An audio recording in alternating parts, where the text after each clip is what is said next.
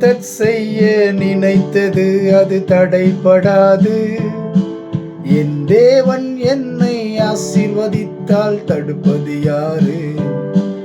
என் கர்த்தர் செய்ய நினைத்தது அது தடைபடாது. என் தேவன் என்னை ஆசீர்வதித்தால் தடுப்பது யாரு? என் தேவனால் நான் உயருவேன், என் தேவனால் நான் பெருகுவேன், என் தேவனால் நான் உயருவேன், என் தேவனால் நான் பெருகுவேன். நிச்சயம் நடக்கும், நிச்சயம் நடக்கும். சுற்றி உள்ள கண்கள் அதை பார்க்கும். என்னை சுற்றி உள்ள கண்கள் அதை பார்க்கும்.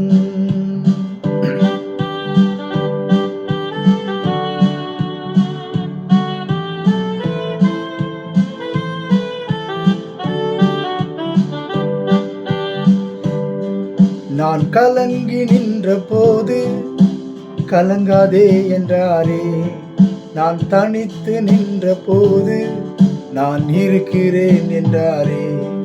நான் கலங்கி நின்ற போது கலங்காதே என்றாரே.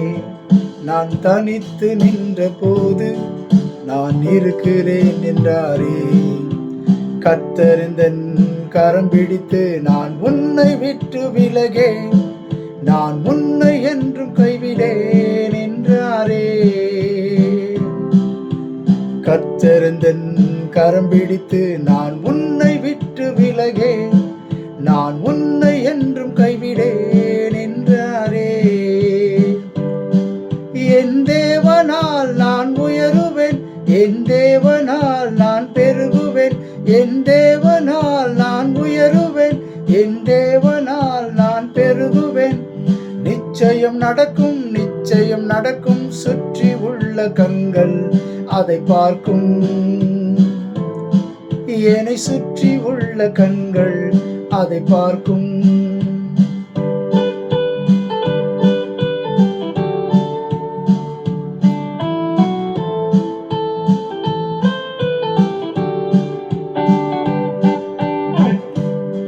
நான் முடியாது என்ற போது முடியும் என்றாரே.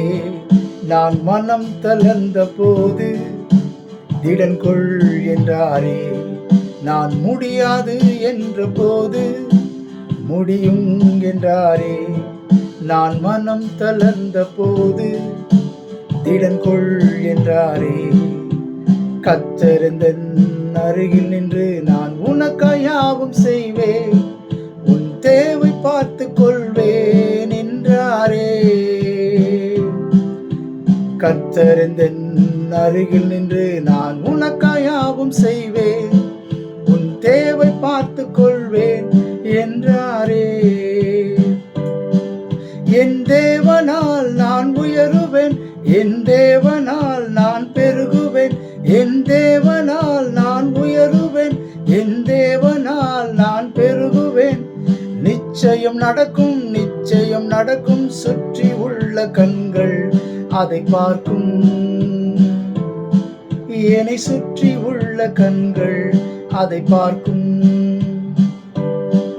என் கர்த்தர் செய்ய நினைத்தது அது தடைபடாது. என் தேவன் என்னை ஆசீர்வதித்தால் தடுப்பது யாரு? என் கர்த்தர் செய்ய நினைத்தது அது தடைபடாது. என் தேவன் என்னை ஆசீர்வதித்தால் தடுப்பது யாரு? என் தேவனால் நான் உயருவேன், என் தேவனால் நான் பெருகுவேன், என் தேவனால் நான் உயருவேன், என் தேவனால் நான் பெருகுவேன். நிச்சயம் நடக்கும், நிச்சயம் நடக்கும். சுற்றி உள்ள கண்கள் அதை பார்க்கும். என்னை சுற்றி உள்ள கண்கள் அதை பார்க்கும். வனாந்தரமான வாழ்க்கை போல தெரியும். வாழ்க்கையில எப்படி இந்த சூழ்நிலையை கடந்து போகிறோம். இந்த எகிப்திலிருந்து இந்த மக்கள் அடிமைத்தன வீட்டிலிருந்து மீட்டு கொண்டு வரும்பொழுது அந்த வனாந்தரத்தில் அவங்க என்ன நினச்சிருப்பாங்க? நம்மளுக்கு நல்ல ஒரு இடத்த கொடுக்குறேன்னு சொன்னாரே, பாலும் தேனும் ஓடுகிற இடத்த கொடுக்குறேன்னு சொன்னாரே, ஆனால் நம்ம இப்போ நடந்து போகிற இடம் எப்படிப்பட்ட இடமாக இருக்கிறது? வனாந்தரமாய் இருக்கிறது. இந்த வனாந்தர பாதையில நமக்கு எப்படி ஒரு நன்மை உண்டாகும்? நம்ம கடந்து போகிற பாதை பார்த்தீங்கன்னு சொன்னா, கரடு முரடான பாதையா இருக்கிறது. கடந்து போகிற பாதைகள் பார்த்தீங்கன்னா, எதிர்ப்புள்ள பாதைகளா இருக்கிறது. கடந்து போகிற பாதைகள்லாம் பார்த்தீங்கன்னு சொன்னா, எல்லாமே நெருக்கப்படுகிற சூழ்நிலையா இருக்கிறது. ஆனாலும் கர்த்தர் சொல்லுகிறார், என் கர்த்தர் செய்ய நினைத்தது அது தடைபடாது. அந்த வனாந்தர வழியிலயும் இந்த மக்கள் சோர்ந்து போயிட்டாங்க. ஆனாலும் அந்த சோர்ந்து போன நேரத்துல விசுவாசமாய் இருந்தவர்கள் அந்த இடத்தை சுதந்திரித்துக் கொண்டார்கள். விசுவாசம் இல்லாதவர்கள் என்ன பண்ணாங்க? அழிந்து போனாங்க. இன்றைக்கும் இம்மையில மாத்திரம் அல்ல, மறுமையிலையும் நாம விசுவாசிக்கும் பொழுது தேவன் நம்மளை அவருடைய ராஜ்யத்துக்கு கொண்டு சேர்ப்பது நிச்சயம். இந்த மண்ணுலகத்திலையும் நமக்கு தேவன் கொடுக்க போகிற அந்த காரியங்கள் நிச்சயமாய் நிறைவேறும். அப்பொழுது சுற்றி உள்ள கண்கள் நம்மை பார்க்கும். வனாந்தரமா இருந்தானே, வயல்வழியா ஒன்றுமில்லாமல் இருந்தானே, இன்றைக்கு கர்த்தர் எப்படி அவனை உயர்த்திருக்கிறார்.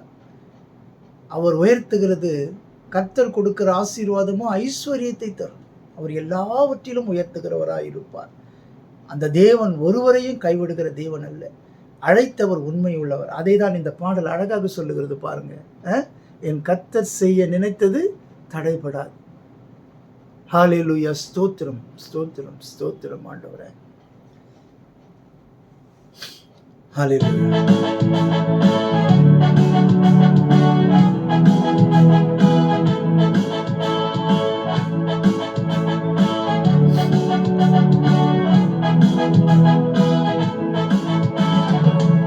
மலைகள் விலகி போனாலும், பர்வதங்கள் பெயர்ந்து போனாலும், மலைகள் விலகி போனாலும், பர்வதங்கள் பெயர்ந்து போனாலும், அவர் கிருபை அவர் இரக்கம் மாறாது எந்தன் வாழ்விலே. அவர் கிருபை அவர் இரக்கம் மாறாது எந்தன் வாழ்விலே. என்னை விட்டு விலகாத ஆண்டவர், என்னை ஒருபோதும் கைவிடாத சிநேகிதர். என்னை விட்டு விலகாத ஆண்டவர், என்னை ஒருபோதும் கைவிடாத சிநேகிதர். எனக்காக ஜீவன் தந்த ரட்சகர், என் வாழ்வில் என்றும் போதுமானவர். எனக்காக ஜீவன் தந்த ரட்சகர், என் வாழ்வில் என்றும் போதுமானவர். மலைகள் விலகி போனாலும், பர்வதங்கள் பெயர்ந்து போனாலும், மலைகள் விலகி போனாலும், பர்வதங்கள் பெயர்ந்து போனாலும், அவர் கிருபை அவர் இரக்கம் மாறாது எந்தன் வாழ்விலே. அவர் கிருபை அவர் இரக்கம் மாறாது எந்தன் வாழ்விலே.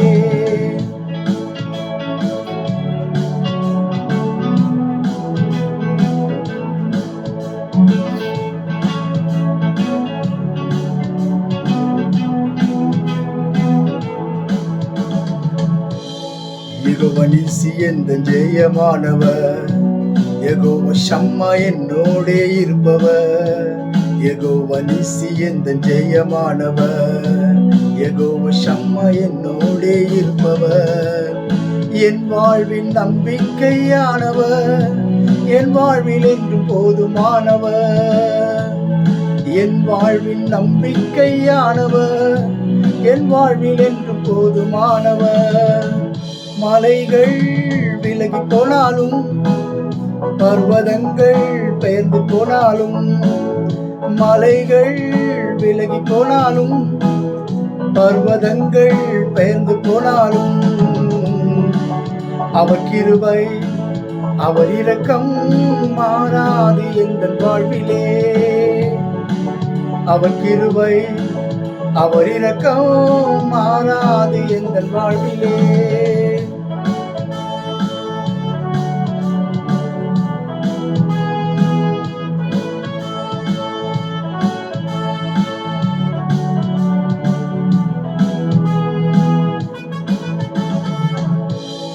யெகோவா ராஃபா எந்தன் சுகமானவர், யெகோவா ரூபா எந்தன் மெய்ப்பரானவர், யெகோவா ராஃபா எந்தன் சுகமானவர், யெகோவா ரூபா எந்தன் மெய்ப்பரானவர்.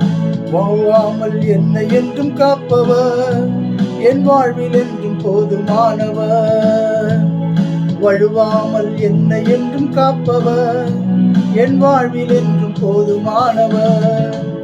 மலைகள் விலகி போனாலும், பர்வதங்கள் பெயர்ந்து போனாலும், மலைகள் விலகி போனாலும், பர்வதங்கள் பெயர்ந்து போனாலும், அவர் கிருபை அவர் இரக்கம் மாறாது எந்தன் வாழ்விலே. அவர் கிருபை அவர் இரக்கம் மாறாது எந்தன் வாழ்விலே. அல்லேலூயா. மலைகள் விலகி போனாலும், பர்வதங்கள் பெயர்ந்து போனாலும், அவர் நம்மேல் வைத்த கிருபை ஒரு நாளும் மாறாதுங்க. நமக்காக அடிக்கப்பட்டு, நமக்காக ரத்தம் சிந்தி, நமக்காக மரித்து, நமக்காகவே இன்று உயிரோடு கூட இருக்கிறாரே, அவர் கிருபை ஒரு நாளும் மாறாது. அதனால தான் யோவான் 1:1 அழகாக சொல்லப்பட்டிருக்கு. 1:1 சொல்லப்பட்டிருக்குது, ஆதியிலே வார்த்தை இருந்தது. 1:14 சொல்லப்பட்டிருக்குது, அவர் கிருபையினாலும் சத்தியத்தினாலும் நிறைந்தவராய் இந்த உலகத்திலே வந்தார். அவர்தான் கிருபை.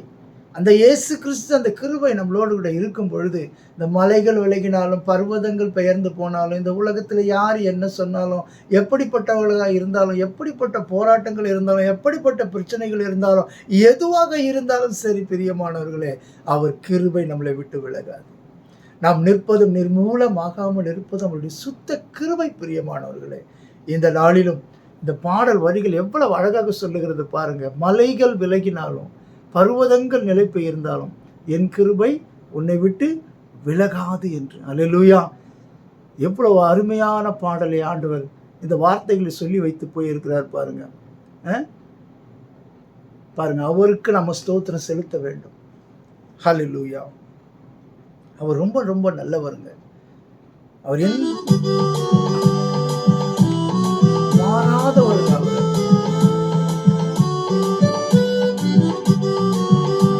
ஸ்தோத்திரம் ஆண்டவரே, உமக்கு என்றுமே ஸ்தோத்திரம் ஐயா. ஜீசஸ்.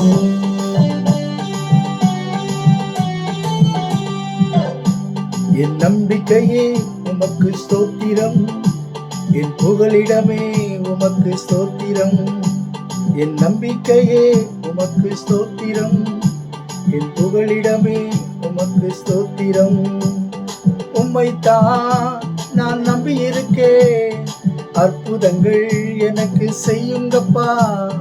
உம்மைத்தான் நான் நம்பி இருக்கேன், அற்புதங்கள் எனக்கு செய்யுங்கப்பா. என் நம்பிக்கையே உமக்கு ஸ்தோத்திரம், என் புகலிடமே உமக்கு ஸ்தோத்திரம். என் நம்பிக்கையே உமக்கு ஸ்தோத்திரம், என் புகலிடமே உமக்கு ஸ்தோத்திரம். அவர்தாங்க நம்மளுடைய நம்பிக்கை. இந்த உலகத்துல யாரு கைவிட்டாலும், பெற்ற தாய் ஒரு நாளும் கைவிட மாட்டான், பெற்ற தகப்பன் ஒரு நாளும் கைவிட மாட்டான். ஆனால் அவர்கள் கைவிட்டாலும் நான் உன்னை விலக மாட்டேன் என்றார். ஹல்லேலூயா. அவர்தான் நம்மளுடைய நம்பிக்கை. ஹல்லேலூயா. 100க்கு 100 உண்மையை நான் நம்புவேன், அற்புதம் செய்திடுங்க, அதிசயம் நடத்திடுங்க. 100க்கு 100 உண்மையை நான் நம்புவேன், அற்புதம் செய்திடுங்க, அதிசயம் செய்திடுங்க. மனிதர்கள் முன்பாக தலை குனிந்து போகாமல் உதவி செய்திடுங்க, உயர்த்தி வச்சிடுங்க. மனிதர்கள் முன்பாக தலை குனிந்து போகாமல் உதவி செஞ்சிடுங்க, உயர்த்தி வச்சிடுங்க. உம்மைத்தான் நான் நம்பி இருக்கேன், அற்புதங்கள் எனக்கு செய்யுங்கப்பா.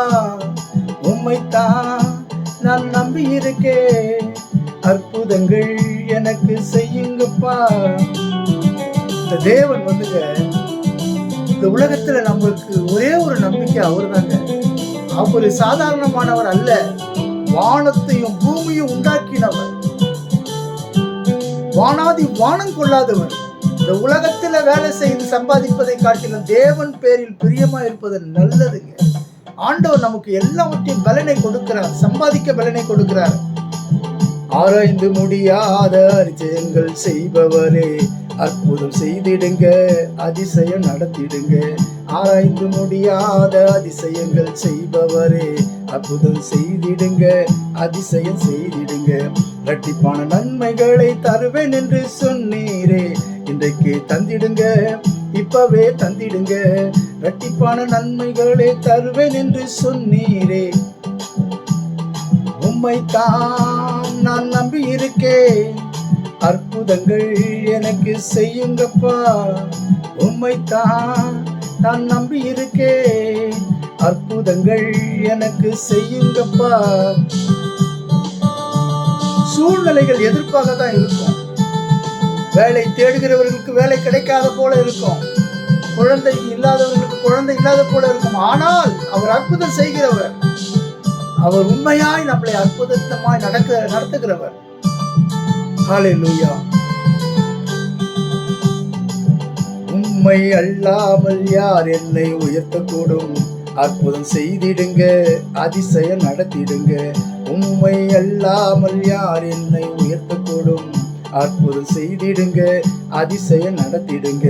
ஐஸ்வர்யம் கனமும் உம்மாலே தான் வருகிறது, ஆளுகை செய்யுங்க, மேன்மைப்படுத்துங்க. ஐஸ்வர்ய கனமும் உம்மாலே தான் வருகிறது, ஆளுகை செய்யுங்க, மேன்மைப்படுத்துங்க. உம்மைத்தான் நான் நம்பி இருக்கேன், அற்புதங்கள் எனக்கு செய்யுங்கப்பா.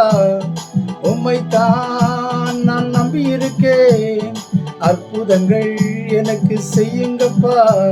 என் நம்பிக்கையே உமக்கு ஸ்தோத்திரம், என் புகலிடமே உமக்கு ஸ்தோத்திரம். என் நம்பிக்கையே உமக்கு ஸ்தோத்திரம், என் புகலிடமே உமக்கு ஸ்தோத்திரம். ஹல்லேலூயா. ஸ்தோத்திரம் ஆண்டவரே. கர்த்தாவே, உம்மை துதிக்கிறோம், ஸ்தோத்தரிக்கிறோம் அப்பா. உம்மை துதிக்கிறோம், தோத்தரிக்கிறோம் ஆண்டவரே. உமக்கு நன்றி செலுத்துகிறோம் ஆண்டவரே. ஹல்லேலூயா. உமக்கு நன்றி ராஜா, உமக்கு நன்றி ராஜா. உம்மை போற்றுகிறோம், உம்மை புகழுகிறோம், உமக்கு நன்றி செலுத்துகிறோம், உம்மை வாழ்த்துகிறோம், உம்மை வணங்குகிறோம் ஆண்டவரே. கர்த்தாவே, நாங்கள் உம்மை துதிப்பதற்காகவே ஜீவிக்கிறோம் ஐயா. இந்த உலகத்திலே நீங்கள் கொடுத்த இந்த ஜீவன் ஆண்டவரை உம்மை துதிக்க, உம்மை ஆராதிக்க, உம்மை போற்ற, உம்மை வாழ்த்த, உம்மை வணங்க ஆண்டவரே. கர்த்தாவே, நீர் எங்களுக்கு கொடுத்திருக்கிற ஜீவனுக்காய் நன்றி ஆண்டவரே. ஒவ்வொரு நாளும் எங்களை கண்மணி போல பாதுகாத்து வருகிறீரே, உமக்கு நன்றி ஏசப்பா. எத்தனையோ சூழ்நிலைகளின் மத்தியிலும், எத்தனையோ வேதனைகளின் மத்தியிலும், எத்தனையோ சோர்வின் மத்தியிலும் ஆண்டவர், எத்தனையோ அவமானத்தின் மத்தியிலும் எங்களை பலப்படுத்துகிறீரே, எங்களை சீர்படுத்துகிறீரே, எங்களை ஸ்திரப்படுத்துகிறீரே, உமக்கு நன்றி ராஜா. கர்த்தாவே, மற்றவர்களுக்கு முன்பாக தலை குனிந்து நிற்கும் பொழுதும் ஆண்டவரே, நான் உன் தலையை உயர்த்துவேன், நீ கவலைப்படாதே, நான் உன்னை உயர்த்தி உன்னை உயர்ந்த அடைக்கலத்தில் வைப்பேன், கவலைப்படாதே என்று சொல்லி தேற்றுகிற ஒரு தேற்றரவாளனே, உமக்கு நன்றி ஐயா, உமக்கு நன்றி ராஜா. தகப்பனே, உமக்கு நன்றி தகப்பனே. ஆரம்பம் அற்பமாக இருந்தாலும் ஆண்டவரே, நீர் எங்களை முடிவு சம்பூர்ணமாய் நிச்சயமாகவே நடத்துவீர் என்று நாங்கள் விசுவாசத்தினாலே ஆண்டவரே உம்மை துதிக்கிறோம் ஐயா, உம்மை ஸ்தோத்தரிக்கிறோம் ஆண்டவரே, உம்மை போற்றுகிறோம் ஆண்டவரே. இன்றைக்கு ஒருவேளை பார்க்கும் பொழுது வனாந்தரமாக இருக்கலாம், ஆனாலும் அதை வயல் வழியாக மாற்றுகிற வல்லமை உம்மிடத்தில் உண்டு ஆண்டவரே. உம்மாலே எல்லாம் கூடும் ஐயா, உம்மாலே எல்லாம் கூடும் ஆண்டவரே. ஹல்லேலூயா. உம்மாலே கூடாதது ஒன்றுமே இல்லை தகப்பனே. ஹல்லேலூயா. உம்மை ஸ்தோத்தரிக்கிறோம், உம்மை துதிக்கிறோம், உம்மை போற்றுகிறோம், உம்மை வாழ்த்துகிறோம், உம்மை வணங்குகிறோம் ஆண்டவரே. 7 குத்து விளக்கின் மத்தியிலே உலாவிக் கொண்டு இருக்கிறவரே, 24 மூப்பர்கள் ஓயாமல் உம்மை பரிசுத்தர் பரிசுத்தர் என்று ஆண்டவரை உம்மை போற்றி கொண்டு இருக்கிறார்கள் அப்பா. நாங்களும் சேர்ந்து உம்மை துதிக்கிறோம் ஐயா, உம்மை போற்றுகிறோம் ஐயா. வானாதி வானம் கொள்ளாதவரே உம்மை போற்றுகிறோம் ஆண்டவரே. கர்த்தாவே, யார் கைவிட்டாலும், யார் அவமானப்படுத்தினாலும், யார் ஆண்டவரே என்ன குறை சொன்னாலும் அதை எல்லாவற்றையும் சரி செய்கிறவரே உமக்கு நன்றி ஏசப்பா. கர்த்தாவே, பவுல் சொல்லுகிறது போலவே நாச மோசமோ பஞ்சமோ அவமானமோ நிந்தையோ மரணமோ எதுவும் என் ஆண்டவராகிய இயேசு கிறிஸ்துவின் அன்பை விட்டு பிரிக்கவே முடியாது என்று சொன்னது போல, இந்த உலகத்தில் யார் தடுத்து நின்றாலும் ஆண்டவரே, இந்த உலகத்தின் அதிபதியாகிய பிசாசு என்ன தந்திரங்கள் கொண்டு வந்தாலும் அதை மேற்கொள்ளக்கூடிய வல்லமையை கொடுத்திருக்கிறீரே, உமக்கு நன்றி அப்பா. எங்களோடு கூட இந்த நடத்துகிறீரே, உமக்கு நன்றி இயேசு சுவாமி. உம்மை ஸ்தோத்தரிக்கிறோம், உம்மை துதிக்கிறோம் அப்பா. இந்த துதி பலிகளை எல்லாம் என் ஆண்டவரும் என் இரட்சகரும் என் மீட்பருமாகிய இயேசுவின் மூலமாக பிதாவே உமக்கு ஏறெடுக்கிறோம். ஆமேன். அல்லேலூயா. இந்த நாளிலும் பார்த்தீங்கன்னு சொன்னால், இந்த நாளிலே நாம் தியானிக்க இருக்கிற தலைப்பு பார்த்தீங்கன்னு சொன்னால், எல்லாம் கூடும், எல்லாம் கூடும். இப்பொழுது பாடல் பாருந்தது போல, அவராலே எல்லாம் கூடும். மலைகள் விலகினாலும், பர்வதங்கள் பெயர்ந்து போனாலும், எதுவானாலும், எந்த சூழ்நிலையானாலும் அவராலே எல்லாம் கூடும். இந்த உலகத்தில் மனிதனாலே கூடாதது தேவனாலே கூடும். அதை குறித்து நாம் பார்க்க இருக்கின்றோம். இந்த 3 சம்பவங்களை பார்க்க இருக்கின்றோம். முதலாவது ஒரு சம்பவம் பார்த்தீங்கன்னு சொன்னால், அது நிச்சயமாக நடக்க முடியாத சூழ்நிலை. அப்படிப்பட்ட ஒரு சூழ்நிலையிலே தேவனுடைய வார்த்தை வருகிறது. என்ன சொல்லுகிறார் அவர்? எல்லாம் கூடும் என்று சொல்லுகிறார். இந்த இடத்துல பார்த்தீங்கன்னு சொன்னால், பிரியமானவர்களே, இன்னைக்கு நம்மளுடைய வாழ்க்கையிலும் பல சோதனைகள் வேதனைகளின் மத்தியிலே நாம் வாழ்ந்து கொண்டு இருக்கலாம். என்னை தீராத வியாதி பிடித்து விட்டது என்று சொல்லி வருந்தி கொண்டு இருக்கலாம். எனக்கு தெரிஞ்ச சகோதரி கூட அவர்களுடைய பலவீனத்தை பார்த்தீங்கன்னு சொன்னால், உண்மையிலே சொல்கிறேன், அவங்க 500 சுகர் இருக்குது, ஹார்ட்டில் 7 ஓட்டையும் 6 பிளாக்கு இருக்கிறது, சரீரத்தில் அவ்வளோ பலவீனம். ஆனால் தேவன் இன்றைக்கும் அவருக்கு ஜீவனை கொடுத்து உயிரோடு நடத்தி வருகிறார். பிரியமானவர்களே, அந்த தேவனாலே எல்லாம் கூடும். நேற்றைய தினத்தில் என்னுடைய சகோதரன் ஒருவன் பில்ரோத் ஹாஸ்பிட்டல் அட்மிட் பண்ணப்பட்டிருந்தார். அவருடைய 2 கால்களும் வீங்கி இருந்தது. நிச்சயமாகவே அது கிட்னி ப்ராப்ளம் தான் வந்திருக்குன்னு சொல்லிட்டு எல்லாரும் பயந்து கொண்டிருந்தாங்க. ஆனால் ஜெபித்தோம், கர்த்தர் அதை ஒரு சாதாரணமாக மாற்றிவிட்டார். அல்லேலூயா. இந்த நாளிலே அவராலே எல்லாம் கூடும். டாக்டராலே கூடாதது கூட என் தேவனாலே கூடும். இது அதை குறித்து தான் நம்ம பார்க்க இருக்கின்றோம். பாருங்க,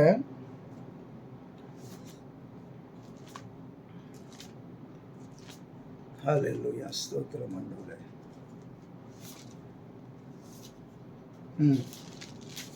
லூக்கா அதிகாரத்தில் பார்த்தீங்கன்னு சொன்னால், லூக்கா 1வது அதிகாரம், இங்கே சொல்லப்பட்டிருக்கிற வசனம் பார்த்தீங்கன்னு சொன்னால் 37வது வசனம். ஆனால் அதுக்கு முன்பான சம்பவங்களை நான் வாசிக்கிறேன். பார்த்தீங்கன்னு சொன்னால், இந்த சூழ்நிலை, இந்த சம்பவம் நடந்த இடத்திலே இது சாத்தியமில்லாத ஒன்று. நான் வாசிக்கிறேன் பாருங்க. 37வது வசனம் சொல்லப்பட்டிருக்கிறது, தேவனாலே கூடாத காரியம் ஒன்றுமில்லை என்று இந்த தேவதூதன் சொல்லுகிறான். பாருங்க, இந்த இடத்துல பாருங்க, 28வது வசனத்தில் வாடுகிறேன். அவள் இருந்த வீட்டில் தேவதூதன் பிரவேசித்து, கிருபை பெற்றவளே வாழ்க, கர்த்தர் உன்னுடனே இருக்கிறார். அதாவது லூக்கா 1வது அதிகாரம் 28வது வசனத்திலிருந்து நான் வாசிக்கிறேன். ஸ்திரீகளுக்குள்ளே நீ ஆசீர்வதிக்கப்பட்டவள் என்றார். அவளோ அவனை கண்டு அவன் வார்த்தையினாலே கலங்கி, இந்த வாழ்த்துதல் எப்படிப்பட்டதோ என்று சிந்தித்து கொண்டிருந்தாள். தேவதூதன் அவளை நோக்கி, மரியாளே, பயப்படாதே, நீ தேவனிடத்தில் கிருபை பெற்றாய். இந்த உலகத்தில் எத்தனையோ பெண்கள் இருந்தாங்க, உலகத்தில் எத்தனையோ பெண்கள் இருந்தார்கள். ஆனால் அந்த உலகத்தில் இருந்த பெண்களிலே கிருபை பெற்றவள் அந்த மரியாள். அவர்கள் ஏன் கிருபை பெற்றவள் என்று சொல்லப்பட்டிருக்கிறது என்றால், அந்த கிருபையாக வந்தவரே அவர் வயிற்றிலே குழந்தையாக வரப்போகிறார். அதனால்தான் தேவதூதர்கள் சொல்கிறார்கள், கிருபை பெற்றவளே. இந்த உலகத்தில் எந்த பெண்களுக்கும் கிடைக்காத ஒரு ஸ்லாக்கியம், இந்த உலகத்திலே வந்த எந்த பெண்களுக்கும் கிடைக்காத ஒரு ஆசீர்வாதம், கிருபை பெற்றவளே வாழ்க. ஏன்? அதுக்கு அடுத்தது நான் வாசிக்கிற பாரு, இதோ நீ கர்ப்பவதியாகி ஒரு குமாரனை பெறுவாய், அவருக்கு இயேசு என்று பெயரிடுவாயாக. நீ கர்ப்பவதியாகி, யாருங்க? ஒரு கன்னி பெண்ணிடத்தில், ஒருவருக்கு நியமிக்கப்பட்ட பெண்ணிடத்தில் வந்து ஒரு தேவதூதன் சொல்லுகிறான், நீ கர்ப்பவதியாகி ஒரு குழந்தையை பெறுவார், அவருக்கு இயேசு என்று பெயரிடுவாயாக. எவ்வளோ பெரிய காரியங்க இது! யாராலுமே ஜீர்ணித்து பார்க்க முடியாத ஒன்று. இது பயங்கரமான காரியம். இதை நீங்கள் சாதாரணமாக எடுத்துக்கொண்டீர்கள் என்று சொன்னால், சாதாரணமாக இயேசு இந்த உலகத்துக்கு வந்தார், பிறந்தார், மரித்தார், உயிர்த்தார் என்று சொல்லி, ஆனால் அவர் எப்படி பிறந்தார் என்று கொஞ்சம் சற்று சிந்தித்து பார்ப்பீர்கள் என்று சொன்னால், அந்த குழந்தை இந்த உலகத்திலே குழந்தை பருவத்திலே இருந்து அவர் 33 வருடங்கள் இந்த உலகத்தை விட்டு கடந்து போகிற வரையிலும் அவர் பரிசுத்த வாழ்க்கைங்க. இது எவ்வளவு அசுத்தமான உலகம் இந்த உலகம். இந்த உலகத்தை அசுத்தமான உலகத்துல இந்த பரிசுத்தமான தேவன் இந்த உலகத்திற்கு வந்தாருங்க. இது மிகப்பெரிய காரியம். பாருங்க, அதுக்கு அடுத்தது பாருங்கன்னு சொன்னா, அவர் பெரியவராய் இருப்பார், உன்னதமானவருடைய குமாரன் எனப்படுவார், கர்த்தராகிய தேவன் அவருடைய பிதாவாகிய தாவீதின் சிங்காசனத்தை அவருக்கு கொடுப்பார். இன்றைக்கு பார்த்தீங்கன்னு சொன்னா, ராஜாக்களை ஆண்டவர் ஏற்படுத்தல, தீர்க்கதரிசியை ஏற்படுத்தினார். சாமுவேலை வைத்து தான் இந்த உலகத்தை நடத்த வேண்டும் என்று ஆண்டவர் விரும்பினார். அவர் விரும்பின காரியம் ஒன்று கூட நடைபெறவில்லை. ஆதாம் ஏவாளை படைத்து அதே சாயல்ல படைத்து அவர்கள் இந்த உலகத்தை ஆளும்படியாய் கொடுத்தார். ஆனால் பிசாசானவன் உள்ளுக்குள்ள புகுந்து என்ன செய்து விட்டான்? பாவம் செய்ய வைத்து இந்த உலகத்திலே ஆசீர்வாதமாய் இருக்க விடாதபடிக்கு தடை செய்து விட்டான். ஆண்டவர் விரும்பின காரியம், ராஜாவை ஆண்டவர் விரும்பலங்க. அவர் ஒரே ராஜா, யூத ராஜ சிங்கம், அவர் ஒருவர் தான் ராஜா. இந்த உலகத்தில் ராஜா இருக்கக்கூடாது என்று தான் ஆண்டவர் நினைத்திருந்தார். சாமுவேலை வைத்து இந்த உலகத்தை நடத்தி கொண்டு வந்தார். ஆனால் கேட்டது யாரு ராஜாவை? இந்த இஸ்ரவேல் மக்கள். எங்களுக்கு ஒரு ராஜா வேண்டும், மற்றவர்களை பார்த்து எங்களுக்கு ஒரு ராஜா வேண்டும் என்று சொல்லி கேட்டதுனாலே அந்த ராஜாவை ஆண்டவர் கட்டளையிட்டார். ஆனால் தாவீதை ஆண்டவர் ஏற்படுத்துகிறார் ராஜாவாக. பாருங்க, இந்த ராஜாவை ஏற்படுத்தும் பொழுது பார்த்தீங்கன்னு சொன்னா, சவுலை ராஜாவாக ஏற்படுத்தும் பொழுது மக்கள் விரும்பினார்கள். இந்த ராஜா வேணும் என்று சொல்லி விரும்பினது மக்கள். ஆனால் ஆண்டவராகிய இயேசு கிறிஸ்து இந்த தாவீது ராஜாவை ஏற்படுத்தினார். அல்லேலூயா. சற்று சிந்தித்து பார்ப்போம் பிரியமானவர்களே. அந்த தாவீது ராஜாவினுடைய அந்த வம்சத்தில் தான் யார் வருது? ஆண்டவராகிய இயேசு வருகிறார். பாருங்க, அதற்கு சொல்றார் பாருங்க, அவர் யாக்கோப்பின் குடும்பத்தாரை என்றென்றைக்கும் அரசாளுவார், அவருடைய ராஜ்யத்திற்கு முடிவே இராது என்றான். அவருடைய ராஜ்யத்துக்கு முடிவே இராது. இன்றைக்கும் பார்த்தீங்கன்னு சொன்னால் ஆண்டவராகிய இயேசு கிறிஸ்து ராஜாதி ராஜாவாக வீற்றிருக்கிறார். இந்த ராஜாதி ராஜா, இந்த உலகத்தை ஆளுகை செய்கிற ராஜாதி ராஜா இந்த ஆண்டவராகிய இயேசு கிறிஸ்துவனுடைய பரிசுத்தமான குழந்தையா இந்த உலகத்திற்கு வந்தார். இந்த காரியம் எப்படி நடக்குதுங்க? அதனால தான் சொல்கிறேன். பார்த்தீங்கன்னு சொன்னால், இந்த இடத்துல தேவனாலே கூடாத காரியம் ஒன்றுமில்லை என்று சொல்லும் பொழுது பாருங்கள், அடுத்த வசனத்தை பார்ப்போம்.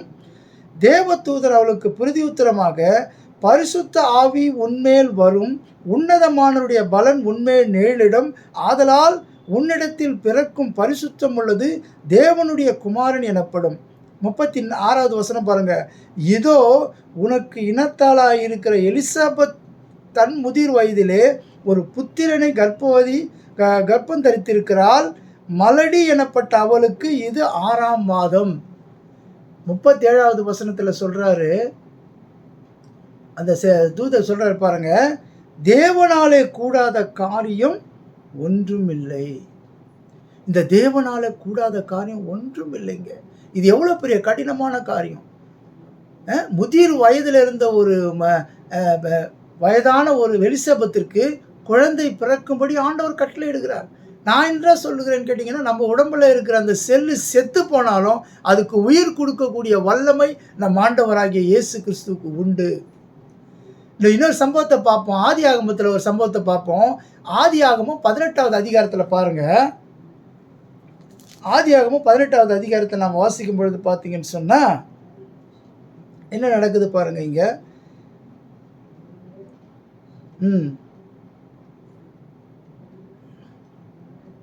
அப்பொழுது அந்த புருஷர் அவ்விடம் விட்டு பாருங்க, இந்த இடத்துல பாருங்க, பார்த்தீங்கன்னு சொன்னால், ஆபிரகாம் சாராலும் வயது சென்று முதிர்ந்தவர்களாய் இருந்தார்கள். ஸ்திரீகளுக்குள்ளே வழிபாடு சாராளுக்கு நின்று போயிற்று. ஆகையால் சாரால் தன் உள்ளத்திலே நகைத்து, நான் கிழவியும் என் ஆண்டவன் முதிர் வயதுமான பின்பு எனக்கு இன்பம் உண்டாய் இருக்குமோ என்றாள். அப்பொழுது 13வது வசனத்தில் சொல்றாரு பாருங்க.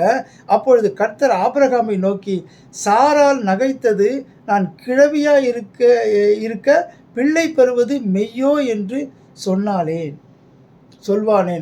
கர்த்தரால் 14வது வசனம், கர்த்தரால் ஆகாத காரியம் உண்டோ?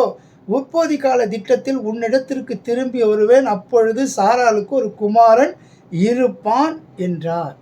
பாஸ்ட் டென்ஸ்ல சொல்றார் பாருங்க, குமாரன் இருப்பார். அப்போ என்ன அர்த்தம் பார்த்தீங்கன்னு சொன்னா, ஆண்டவரால கூடாத காரியம் ஒன்று உண்டோ என்று சொல்லி இந்த இடத்திலும் சொல்லப்பட்டிருக்கிறது. சாராளுக்கு என்ன வயசு? 90 வயசு. ஆபிரகாமுக்கு 100 வயசு. கர்ப்பம் செத்து போய் கிடக்குது, சரீரம் செத்து போய் கிடக்குது, செல்கள் எல்லாம் செத்து போய் கிடக்கிறது. அந்த கிழவி என்று சொல்லப்படுகிற அந்த சாராளுக்கு குழந்தை கொடுக்கப்பட்டது தான் ஈசாக்கு. அந்த ஈசாக்கின் வழியாகத்தான் இன்றைக்கு சந்ததி உருவாகி இருக்கிறது. ஆபிரகாம், ஈசாக்கு, யாக்கோப்பு, அதன் பிறகு 12 கோத்திரங்கள், அதன் பிறகு வந்த சந்ததிகள் தான் இன்று நாம் வாழ்ந்து கொண்டிருக்கிறோம். அல்லேலூயா. சற்று சிந்தித்து பாருங்கள் பிரியமானவர்களே. இங்கே என்ன அழகாக சொல்லுகிறார் பாருங்க. அந்த தேவ தூதர் வந்திருக்கும் சொல்றாங்க, தேவனாலே கூடாத காரியம் ஒன்று உண்டோ. 14வது வசனம், கர்த்தரால் ஆகாத காரியம் உண்டோ? உற்பவ கால திட்டத்தில் உன்னிடத்திற்கு திரும்பி வருவேன், அப்பொழுது சாராளுக்கு ஒரு குமாரன் இருப்பான் என்றார். சற்று சிந்தித்து பாருங்கள் பிரியமானவர்கள். இந்த இடத்துல மரியாதை இடத்துல சொல்லப்பட்டது காரியம் பார்த்தீங்கன்னு சொன்னா, அதுவும் மிக ஆச்சரியமான காரியம்.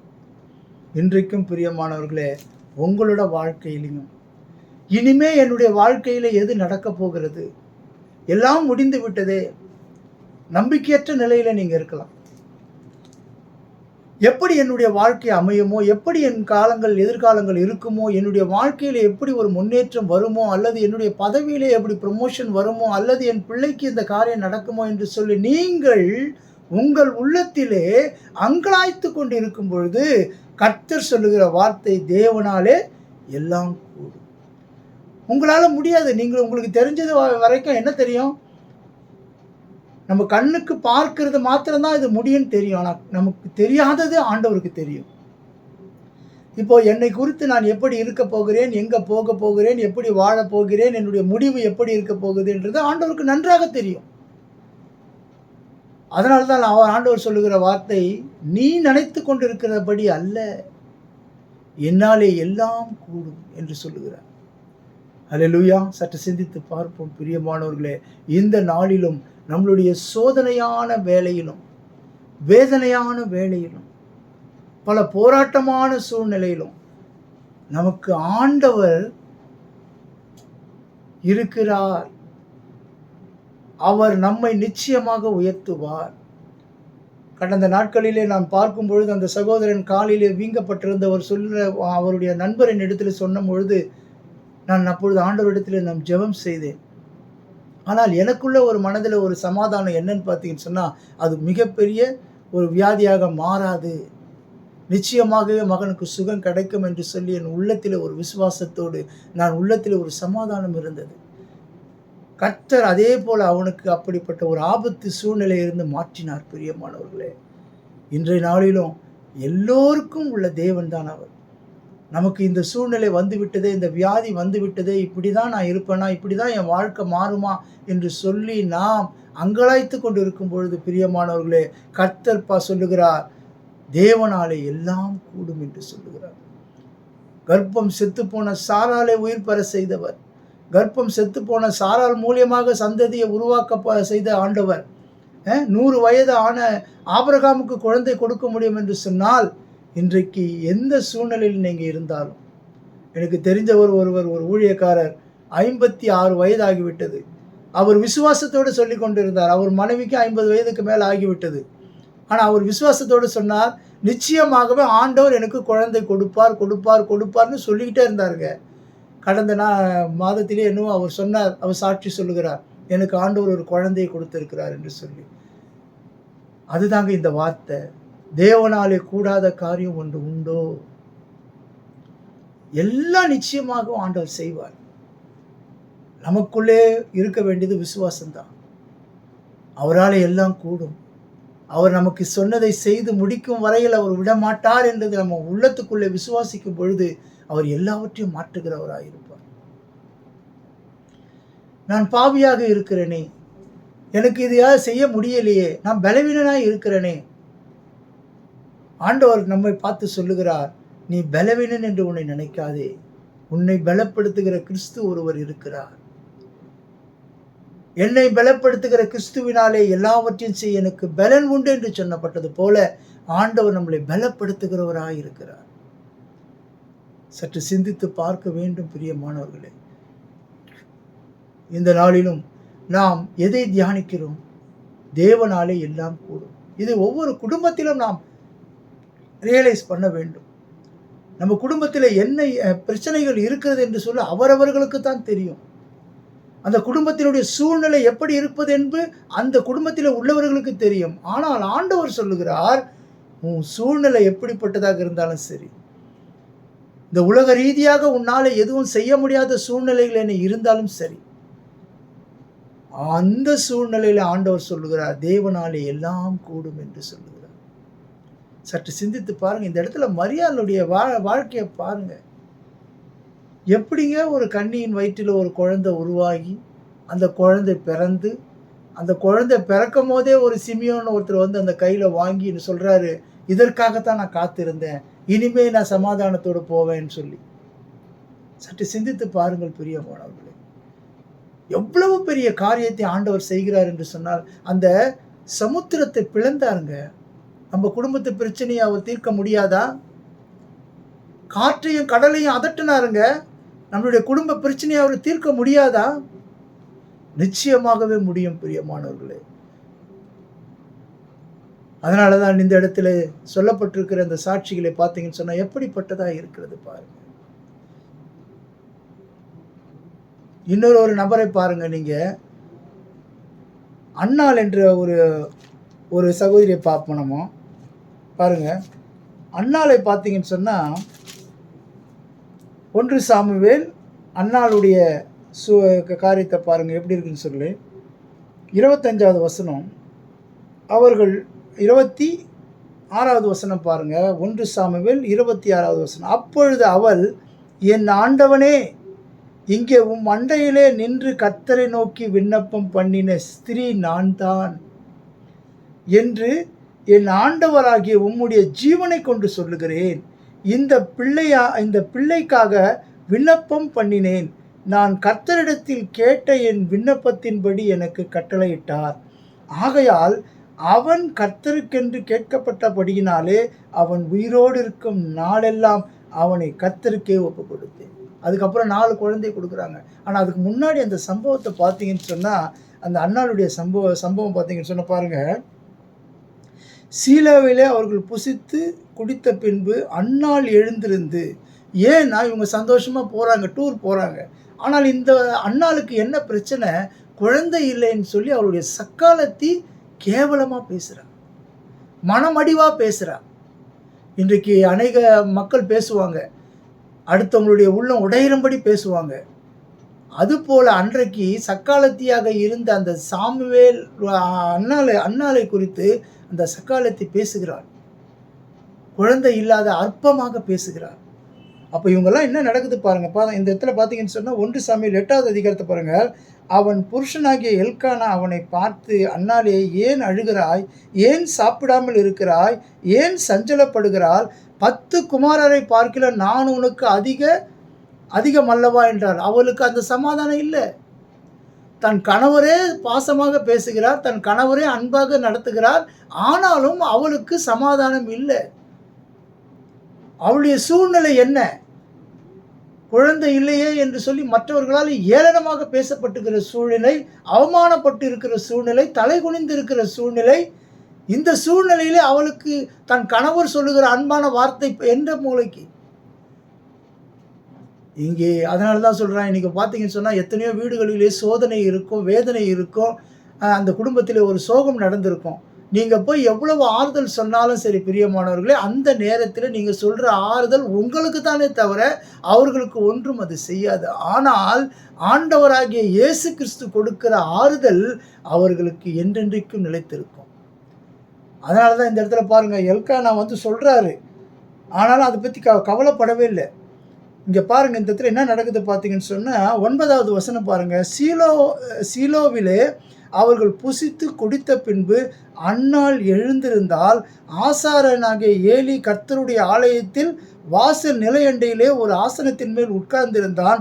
அவள் போய் மனங்கசந்து மிகவும் அழுது கர்த்தரை நோக்கி விண்ணப்பம் பண்ணி, சேனைகளின் கர்த்தாவே, தேவரீர் உம்முடைய அடியாளின் சிறுமையை கண்ணோக்கி பார்த்து உம்முடைய அடியாளை மறவாமல் நினைத்தருளி உமது அடியாளுக்கு ஒரு ஆண் பிள்ளையை கொடுத்தால் அவன் உயிரோடு இருக்கும் சகல நாளும் நான் அவனை கர்த்தருக்கு ஒப்பு கொடுப்பேன். அவன் தலையின் மேல் சவரன் கத்தி படுவதில்லை என்று ஒரு பொருத்தனை பண்ணினார். கணவர் சொல்றாரு, அன்பான வார்த்தை சொல்றாரு, 10 பிள்ளைகளை பார்க்கில நான் உனக்கு மேலானவன் இல்லையா? அதெல்லாம் அண்ணாளுக்கு காதில் விழல. நீ என்ன பாசமாக பேசினாலும் அண்ணாள் காதில் விழல. ஆனால் அண்ணாளுடைய உள்ளம் எவ்வளவு உடைந்து இருக்கிறது, அண்ணாள் பட்ட அவமானம் எவ்வளவு பெரியது, அண்ணாளுடைய மன குமுறல் எப்படி இருந்திருக்கும். ஆனால் இதை ஒரு மனிதனால் செய்ய முடியுமா? பாருங்க, எல்கானா ஒரு மனிதன், தன்னுடைய கணவர், அவருடைய அண்ணாளுடைய கணவர், ஒரு ஆறுதலும் கொடுக்க முடியலங்க. இன்றைக்கு நீங்க பார்க்கலாம், கணவர் மனைவிக்கு ஆறுதல் சொல்லலாம், கணவர் பிள்ளைகளுக்கு, கணவர் மனைவியிடத்தில் அன்பாக பேசலாம். ஆனால் அவருடைய குறை என்ன, அவளுடைய மனவேதனை என்ன, அவளுடைய மன குமுறல் என்ன என்று பார்க்கறது யாருன்னு பார்த்தீங்கன்னு சொன்னால் ஆண்டவராகிய இயேசு தாங்க. இன்றைக்கு உங்களுக்குள்ளே தனிப்பட்ட வாழ்க்கையிலே, உங்கள் குடும்பத்திலே, உங்களுக்குள்ள இருக்கிற பிரச்சனை, உங்களுக்குள்ள இருக்கிற வேதனை, உங்களுக்குள்ள இருக்கிற குமுறலை ஒருவனும் பார்க்க முடியாதுங்க. எவனும் உங்களை ஆறுதல் படுத்த முடியாதுங்க. அந்த ஆறுதலை கொடுக்கிறவர் அந்த ஆண்டவராகிய இயேசு கிறிஸ்து. அவர்தான் அந்த பிரச்சனைக்கு ஒரு வழி கண்டுபிடிக்கிறவர். அவர்தான் அந்த பிரச்சனைக்கு ஒரு வழியை ஏற்படுத்துகிறவர். அதுக்கு தான் அன்னாள் அவருடைய கண்ணீரை ஆண்டவர் கண்டார். அன்னாளுடைய கண்ணீரை ஆண்டவர் கண்டாருங்க. மனுஷன் பார்க்குறானே இல்லையோ, கர்த்தர் பார்க்குறாருங்க. ஆகார் அன்றைக்கு தன் குழந்தை பசியினாலே சாகிறதை பார்க்காமல் அவள் கண்ணீர் விட்டு அழுகிறதை கர்த்தர் பார்த்தார். அதுக்கு ஒரு வழியை உண்டாக்குறார். இன்றைக்கு நம்மளுடைய வேதனையை, நம்மளுடைய பிரச்சனையை, நம்மளுடைய குமுறலை அவர்தான் ஒரு வழி உண்டு பண்ண முடியுமே தவிர இந்த உலகத்தில் ஒரு மனிதனாலும் ஒன்று செய்ய முடியாது. பிரியமானவர்கள், மனிதன் செய்கிறது தற்காலிகமாக இருக்கும், ஆனால் தேவன் செய்கிறது நித்தியமாக என்றென்றைக்கு நிலைத்திருக்கிறதா இருக்கும். அந்த சாமுவேல் தான் இந்த உலகத்தை கலக்கினார், கிங் மேக்கராக மாறினார், உலகத்தில் ராஜாக்களை ஏற்படுத்துகிறவராக மாறினார். சற்று சிந்தித்து பார்ப்போம் பிரியமானவர்களே. தேவனாலே கூடாத காரியம் ஒன்றுமில்லை. அந்த அன்னாள் தான், இந்த கதறி அழுத அன்னாள் தான் சொல்றார் பாருங்க, அப்பொழுது அவள், என் ஆண்டவனே, இங்கே உம் அண்டையிலே நின்று கர்த்தரை நோக்கி விண்ணப்பம் பண்ணினேன். என் வேண்டுதலை கேட்டீங்களே, எனக்கு குழந்தையை கொடுத்தீங்களே. நீங்க சந்தோஷமாக ஆண்டவரிடத்திலே அவள் பொருத்தனை பண்ணியதை நிறைவேற்றுவதற்காக வந்திருக்கிறார்.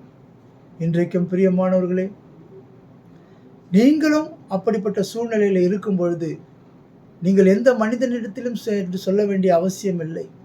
நீங்கள் தேவனிடத்தில் முறையிடுவீர்கள் என்று சொன்னார், தேவனை நோக்கி பார்ப்பீர்கள் என்று சொன்னால், அன்றைக்கு எப்படி இஸ்ரவேல் மக்களுடைய கூக்குரலை ஆண்டவர் கேட்டாரோ, விடுதலை ஆக்கினாரோ, இன்றைக்கு உங்களுடைய குமுறலையும் உங்கள் குடும்ப சூழ்நிலையும் மாற்றக்கூடிய வல்லமை அந்த ஆண்டவராகிய இயேசு கிறிஸ்துக்கு உண்டு. பிரியமானவர்களே, இதை தான் இந்த நாளிலே நாம் தியானித்து கொண்டிருக்கிறோம்.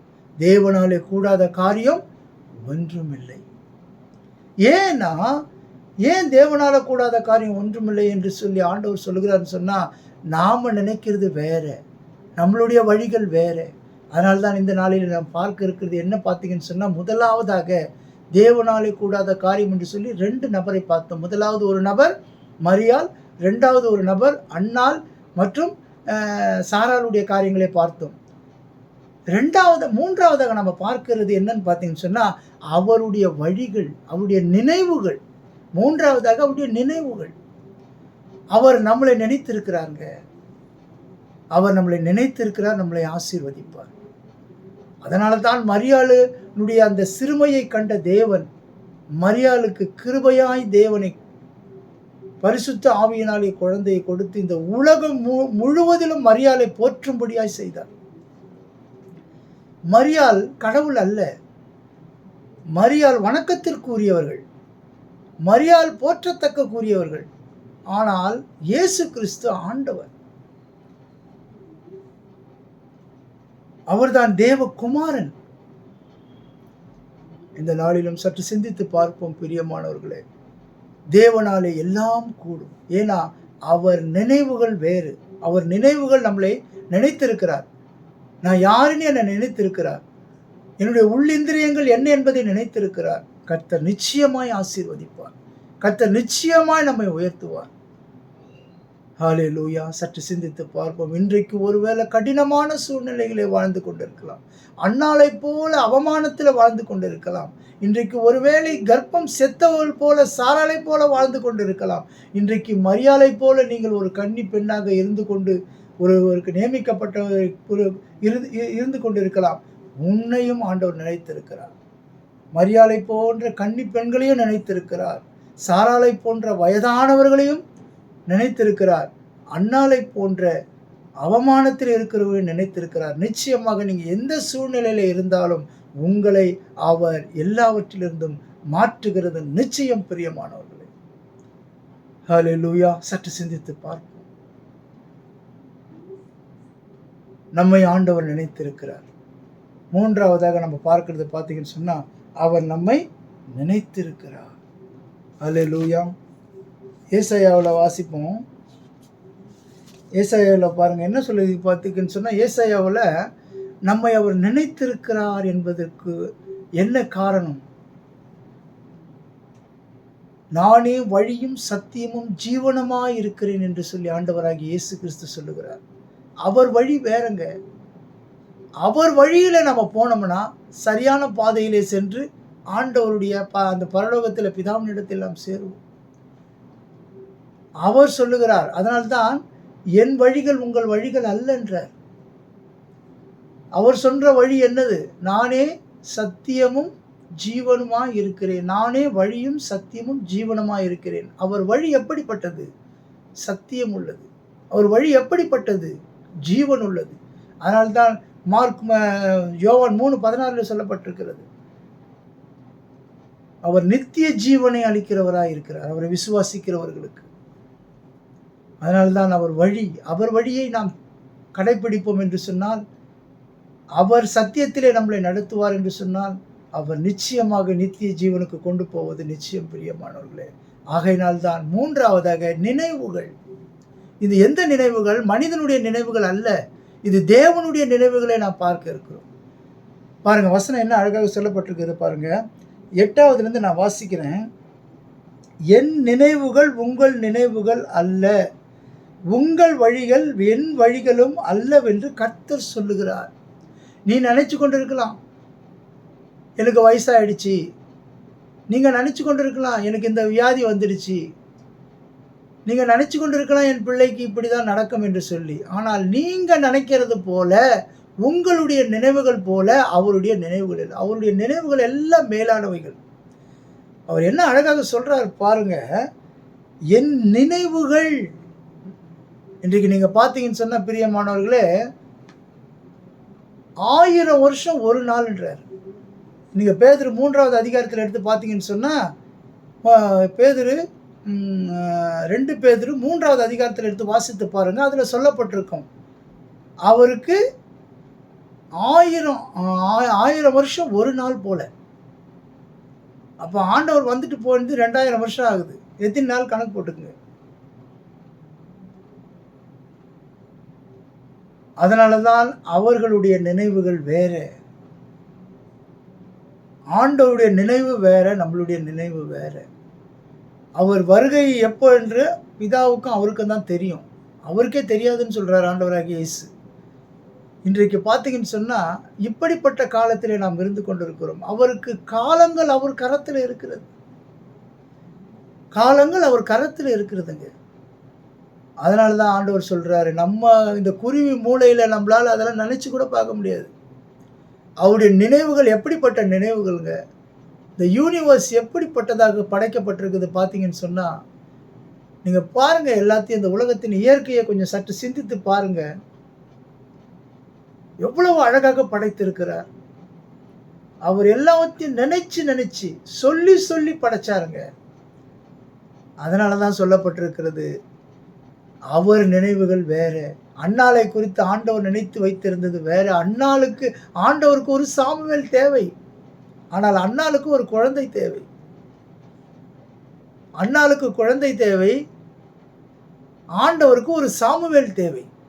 ஆண்டவர் காத்திருந்து எல்லா காரியத்தையும் செய்கிறவராய் இருக்கிறார்.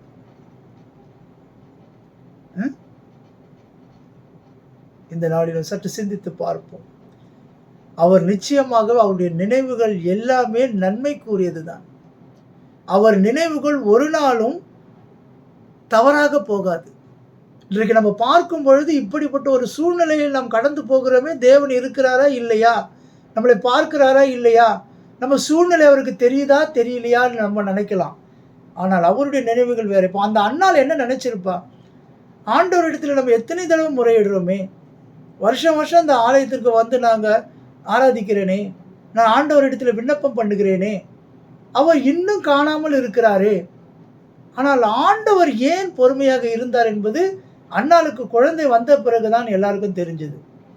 அந்த சாமுவேல் இந்த உலகத்திலே ஆண்டவருடைய வார்த்தையை கொண்டு செய்கிறவராக, ஆண்டவருடைய தீர்க்கதரிசியாக இருந்தார்.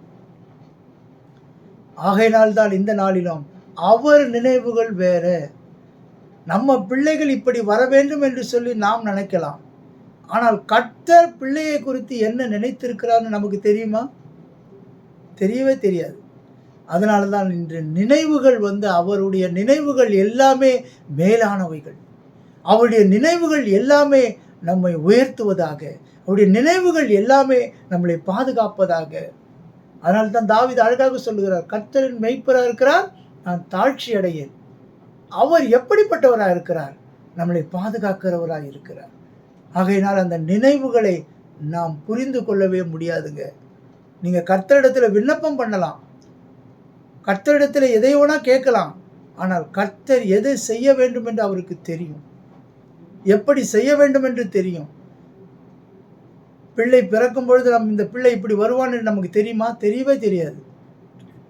ஆனால் அந்த பிள்ளை வளர்ந்து வரும்போது என்னென்ன நிலைமையில வரப்போகிறான் என்பதை குறித்து ஆண்டவருக்கு எல்லாமே தெரியும். பாருங்க, அதுக்கு அடுத்தது சொல்றாரு பாருங்க, 9வது வசனம் 55:9, பூமியை பார்க்கிலும் வானங்கள் எப்படி உயர்ந்திருக்கிறதோ அப்படியே உங்கள் வழிகளை பார்க்கிலும் என் வழிகள், உங்கள் நினைவுகளை பார்க்கிலும் என் நினைவுகள் உயர்ந்ததாயிருக்கிறது. அவரது எல்லாமே உயர்ந்தது தான். இட்ஸ் அ ப்ரீசியஸ், எல்லாம் சிறந்தது தான்.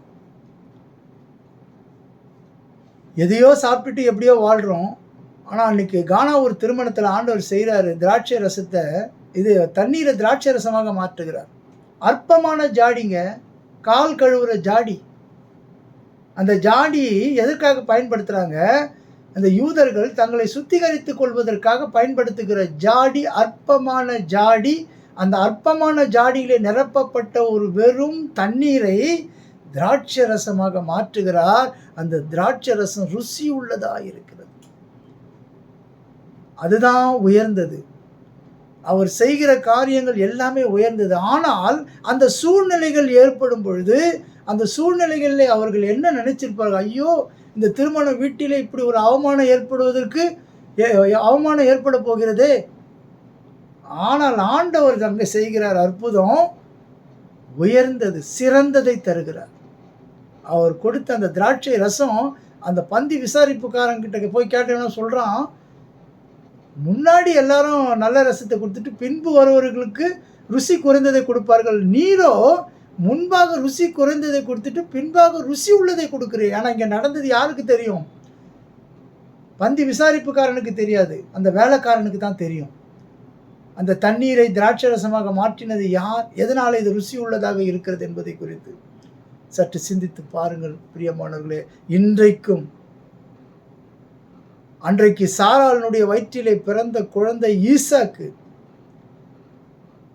அந்த குழந்தை நிமித்தம்தான் சந்ததி உருவாகி வருகிறது. ஆபிரகாமினுடைய சந்ததி, அந்த வித்தில தான் ஆண்டவராகிய இயேசு கிறிஸ்து அந்த சந்ததியில தான் வருகிறார். அவருடைய நினைவு வேற. இந்த பிள்ளைக்கு பிறகு பிறக்க போகிற பிள்ளை என்ன என்பது அவருக்கு தெரியும். அந்த பிள்ளைக்கு பிள்ளை பிறக்க போகிறது எப்படிப்பட்டதாக வரப்போகிறது என்பது அவருக்கு தெரியும். ஆகையினாலே இன்றைக்கு இருக்கிற நிலைமையை பார்த்து தயவு செய்து நீங்கள் எதையும் நிர்ணயித்து விடாதீர்கள். இன்றைக்கு ஒருவேளை அற்பமாக இருக்கும், ஆனால் தேவனுடைய பார்வையில் அது விலையேற பெற்றதாக இருக்கும். சற்று சிந்தித்து பார்ப்போம் பிரியமானவர்களே. ஹல்லேலூயா. ஸ்தோத்திரம் அப்பா, ஸ்தோத்திரம் ஸ்தோத்திரம் ஸ்தோத்திரம் ஆண்டவரே. பாருங்க, அதுக்கு அடுத்த வசனம் பார்த்தீங்கன்னு சொன்னா 10வது வசனம் பாருங்க. மாரியும் உறைந்த மழையும் வானத்தில் இறங்கி அவ்விடத்திற்கு திரும்பாமல் பூமியை நனைத்து அதில் முளை கிளம்பி விளையும்படி செய்து விதைக்கிறவனுக்கு விதையையும் புசிக்கிறவனுக்கு ஆகாரத்தையும் கொடுப்பது எப்படியோ அப்படியே என் வாயிலிருந்து புறப்படும் வசனமும் இருக்கும், அது வெறுமையா என்னிடத்தில் திரும்பாது.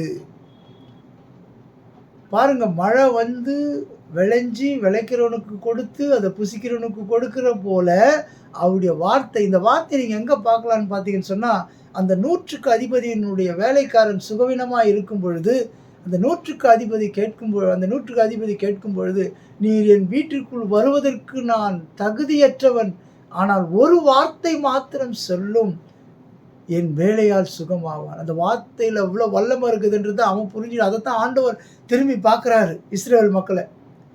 இப்படிப்பட்ட விசுவாசத்தை நான் பார்க்கலையேன்னு சொல்லி பார்க்குறாரு. காரணம் என்ன? அந்த வார்த்தையில் வல்லமை இருக்குதுன்றது அவன் புரிஞ்சுக்கிட்டான் பார். அதை தான் இந்த இடத்துல சொல்லப்பட்டிருக்குது. அதனால தான் ஆண்டவர் அவருடைய வார்த்தை அனுப்பி அது வெறுமையாக திரும்பாதான். இன்றைக்கும் பிரியமானவர்களே, அநேகர் வசனங்களை விதைக்கிறார்கள். இந்த மீடியா மூலியமாக கூட வசனங்களை விதைக்கிறார்கள். ஒரு நாளும் வீணாக போகாது. வேலை வெட்டி இல்லாமல் மீடியாவில் ஆண்டவராகிய இயேசு கிறிஸ்துவை குறித்து பேசிக்கொண்டு இருக்கிறானே, இவன் பைத்தியக்காரன் என்று நினைக்கலாம். ஆனால் பேசிக்கொண்டு இருக்கிறவன் பெரிதல்ல. பேசுகிறவனாலே ஒன்று ஆகப் போகிறது இல்லை. பேசுகிறவன் மனிதன், ஆனால் வார்த்தை தேவனுடையது. அந்த வார்த்தை செய்ய வேண்டிய காரியத்தை செய்யாம விடாது. ஒரு பேப்பர் துண்டுங்க, அந்த பேப்பரை பார்த்தவன், இன்றைக்கு ஒரு சின்ன துண்டு பேப்பரை பார்த்தவன் இன்னைக்கு ஒரு பெரிய ஒரு ஊழியக்காரா இருக்கிறார். 1000 பேர் கொண்ட ஒரு சபையில். அது வார்த்தைங்க. ஒரு பெண் தூக்கு போட போகும்பொழுது அந்த இடத்துல அந்த வார்த்தை உள்ளுக்குள்ளே போகும்பொழுது அந்த வார்த்தையில் என்ன சொல்லப்பட்டிருக்கிறது? சுமை சுமந்து சோர்ந்திருப்போரே எல்லோரும் என்னிடத்தில் வாருங்கள், நான் உங்களுக்கு இளைப்பாறுதல் கொடுப்பேன் என்ற அந்த வார்த்தையை பார்த்த மாத்திரத்தில் அந்த மகளுடைய மனம் மாறியதுங்க. இந்த தூக்கு கயிற்றில் ஃபேனில் அந்த துணியை சுற்றி வைத்திருந்த அந்த மகள் அதை கழட்டி போடுகிறார். அந்த வார்த்தை செய்ய வேண்டியதை செய்யாமல் வராதுங்க, திரும்பாதுங்க. அதுக்கு எவ்வளோ வல்லமை இருக்குது பார்த்தீங்கன்னு சொன்னால், பேசுங்க, அது ஜீவன் உள்ளது. அதனால தான் யோவான் 1ஆம் அதிகாரத்தில் சொல்லப்பட்டிருக்கிறது, அந்த வார்த்தை ஜீவனாய் இருந்தது. அந்த வார்த்தை ஜீவனாய் இருந்தது, உயிரோடு கூட இருக்குதுங்க. அதனால தான் அந்த பெண்ணு தூக்கு போடாமல் மனம் மாறினான். இந்த வார்த்தையை படித்த மாத்திரத்தில் மனம் மாறினான். எவ்வளோ பெரிய வல்லமை இந்த வார்த்தைக்கு இருக்குது தெரியுங்களா? அதனால தான் ஆண்டவர் இந்த இடத்துல சொல்கிறார், உங்கள் நினைவுகள் என் நினைவுகள் அல்ல. நிறைய பேர் வசனங்களை எப்படியோ அனுப்புகிறாங்க. அவங்க நினச்சிட்டு இருப்பாங்க நம்ம ஏதோ ஒரு அனுப்புகிறோம் அப்படின்னு சொல்லி. ஆனால் அந்த வார்த்தை தேவனுடையதுங்க. அவன் கையில் வச்சு ஆப்ரேட் பண்ணுறதோடு சரி, நம்ம கடமை முடிஞ்சுது. ஆனால் அந்த வார்த்தையில் ஜீவன் இருக்கிறது. இப்பொழுது நான் பேசிக்கொண்டு இருக்கிறேனே, இந்த நேரத்திலே இது நான் பேசுகிறது பெரிது அல்ல. இந்த வசனம் சொல்லப்பட்டிருக்கிறதே, உன் நினைவுகள் என் நினைவுகள் அல்ல என்ற அந்த வசனம் ஒருவனுடைய வாழ்க்கையை மாற்றும்.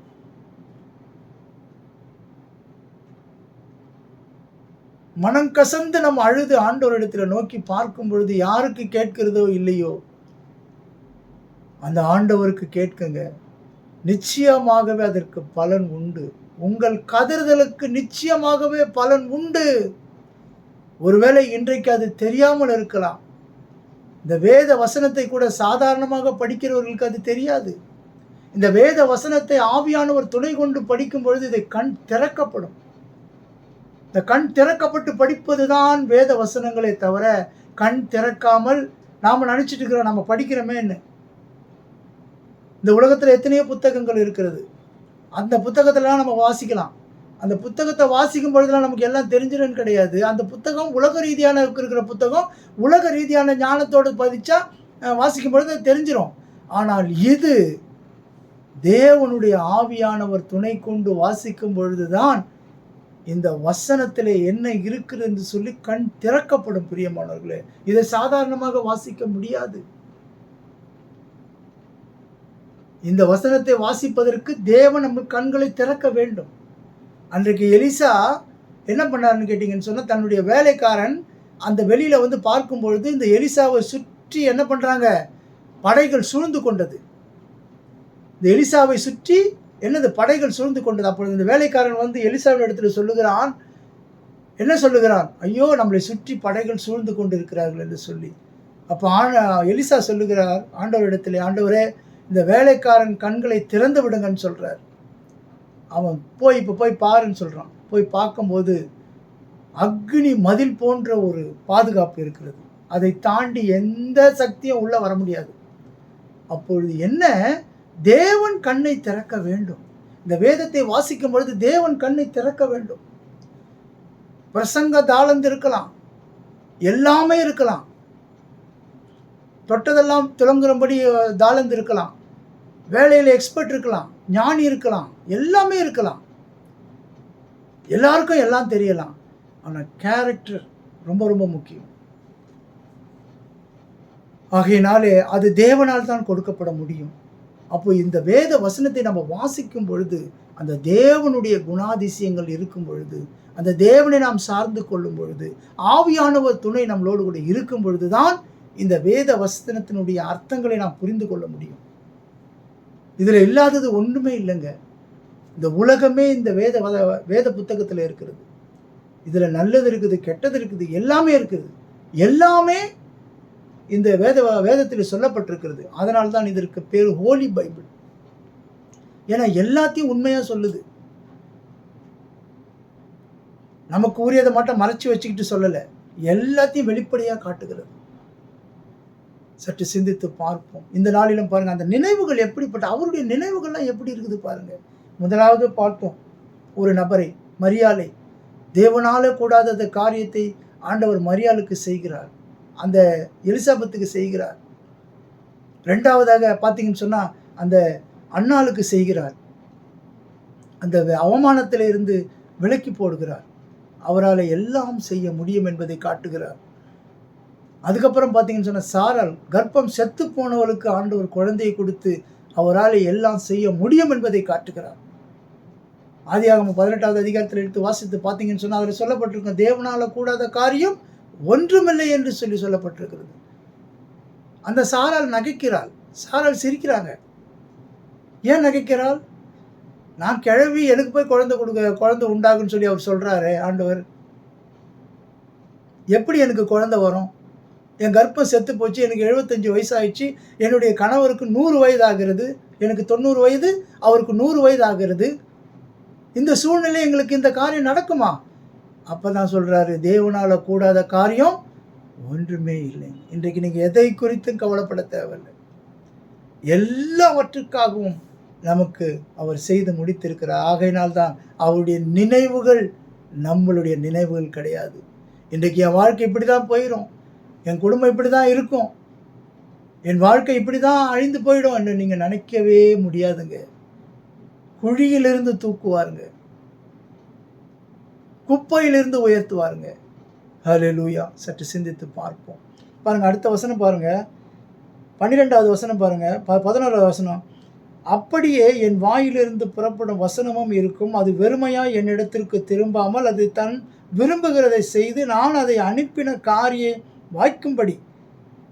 காரியமாகும்படி வாய்க்கும். அதுக்கப்புறம் 12வது வசனம், நீங்கள் மகிழ்ச்சியாய் புறப்பட்டு சமாதானமாய் கொண்டு போகப்படுவீர்கள், பர்வதங்களும் மலைகளும் உங்களுக்கு முன்பாக கம்பீரமாய் முழங்கி வெளியின் மரங்கள் எல்லாம் கை கொட்டும்.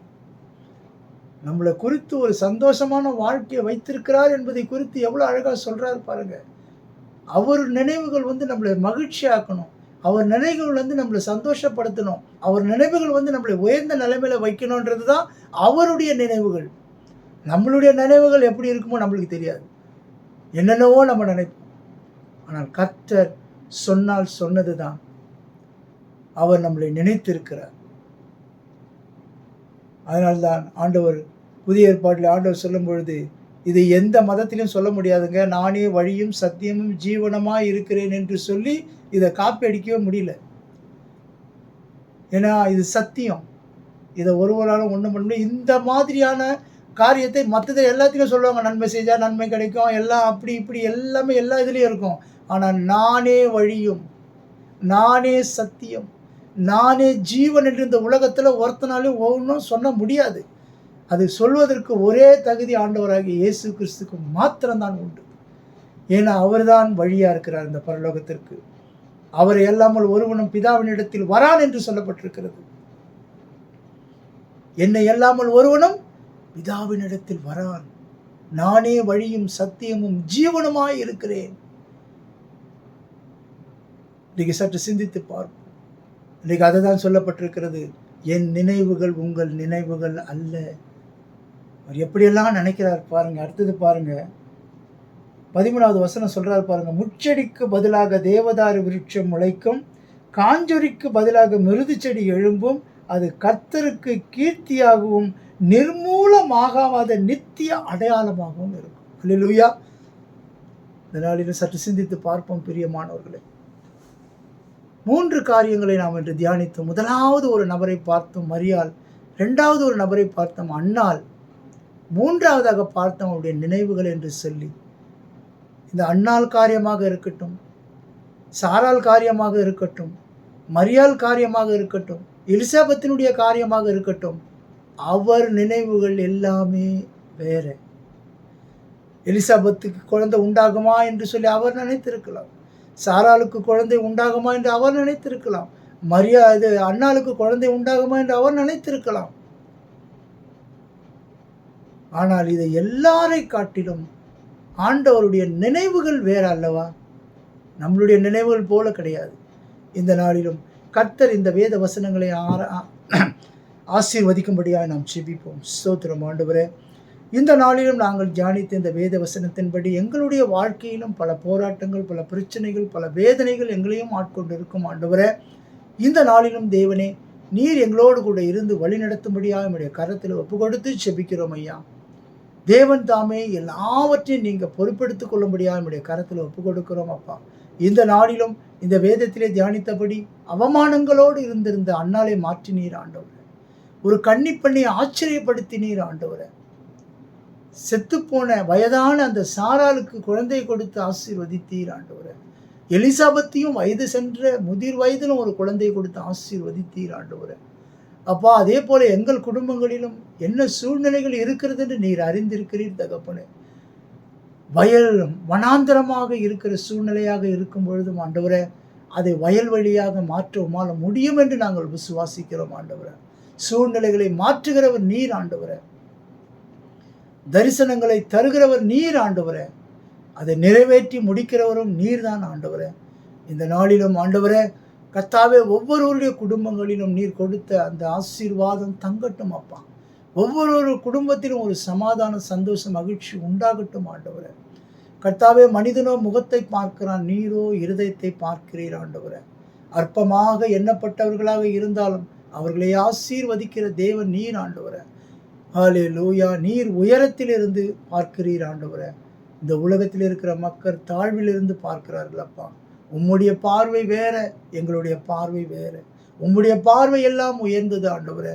அப்படியா எல்லோரையும் நீர் உயர்த்துவீராக, எல்லோரையும் ஆசீர்வதிப்பீராக. கர்த்தாவே, உம்முடைய கரத்தில் எங்களை தாழ்த்துகிறோம் ஐயா, ஒப்பு கொடுக்கிறோம் ஆண்டவரே. பொறுப்படுத்திக் கொள்ளுங்க, ஆசீர்வதிங்க, வழி நடத்துங்க. இயேசு கிறிஸ்துவின் மூலம் ஜெபிக்கிறோம் எங்கள் நல்ல பிதாவே, ஆமென். என் ஆத்மாவே கர்த்தரை ஸ்தோத்திரி, என் முழு உள்ளமே உடைய பரிசுத்த நாமத்தை ஸ்தோத்திரி. என் ஆத்மாவே கர்த்தரை ஸ்தோத்திரி, கர்த்தர் செய்த சகல உபகாரங்களையும் மறவாதே. ஆமென்.